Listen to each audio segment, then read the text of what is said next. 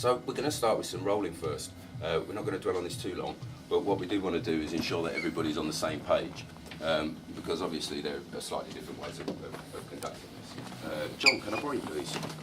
You all right, yeah? All right, cool. So when this roll's abstract, it's massively abstract.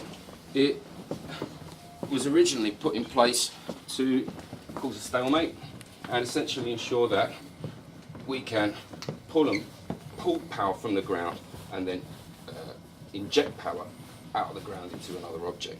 There are loads of different ways to begin, but if you want something that's going to be functional, practical, that you can transfer to real-time play, then what you want to be making sure of is a couple of things. First and foremost, that you produce a pin. The language we use to describe the roll is dreadful, because we call it a roll. It's not a roll, it's a dual pin. It's a dual pin. Any type of control manifests through touch is interested in moving from one body to the next, usually in conjunction with the floor, where you can start to pick up line and you can start to get a good idea as to where this man's power is manifest. And we're looking for leaks. So if we were to take this habit and then switch all the forward intention off, all of a sudden there's absolutely no focus towards the body. Whenever you do anything training-wise with respect to gaining practical control over another human being, you need to ensure at a base level that you know precisely where his balance and centre of mass are. And if you are rolling side to side like this, you are entirely blind as to what's in front of you. More than that, you couldn't be more dangerous punch. You've just put yourself in the line of fire with no bearing on what it is that you're up against. So, I want you to find somebody, and I'm going to give you a couple of tips, depending on how it went down for you. Does anybody want to ask me any questions about what you've just done? Yes. Go on. So one question is, we're used to doing this chat with somebody, no contact. So it's a lot trickier to first time it, second cut the angle I'm used to cutting. So I feel a bit exposed. Although I'm getting in, it feels quite tight. I don't know if that's the intention. No, it's massively tight. Obviously, when you already work from contact, everything's sped up. So one good thing about Chi Sau, there's a lot of things that people say are bad about Chi Sau.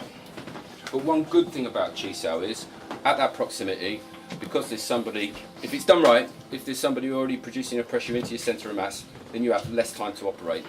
There's less time to establish what's happening, less time to read what's happening on the bridge, and then less time to operate. And that's why, if we go back to the beginning when we started today running the simple cover and punch, I said this needs some immediacy. It needs to be produced quickly. It's a snap, bam! Otherwise you'll miss your timing, and then you open the door for him to do something back. You've got to be fairly quick. If we can demonstrate this easier, if somebody throws a straight shot, this is a jugular. I'll slow it down. See, when the shoulders turn, Nico, you're right, see, it affords me a lot more space. Essentially, I'm already at 120 degrees. I'm already behind him. Everything's finished now. It's already done, depending on how much malice I feel on the day. From this position, we're not afforded an angle. So there's a couple of really important things to be gleaned from this, aren't there? So hopefully now you can start to understand how this translates back to combative behaviour, i.e. when I have no angle, my time frame for launching an attack's radically reduced. I have to be real quick and on the mark. When something comes in for real and we consider hips turning, shoulders turning, then I'm allowed a lot more angle. You see the difference. This one I probably hit no more than 45 degrees, maybe pushing 50. This one, I jump straight to 120. So so that's a valuable part of Chi Sau then, isn't it? If you think about it. So in context then, some of the things we're learning that are transferable. First one's facing. If you understand his facing, it's distance and timing. If he's not facing, and I'm facing, if I lock this one down, this one can't reach me. Unless he lets this elbow go. If he lets this elbow go, that's a signal I need to send this one in first. And angle, angular superiority. Bad fighting is always like this. Come in. Go back. Come in. Go back. Come in.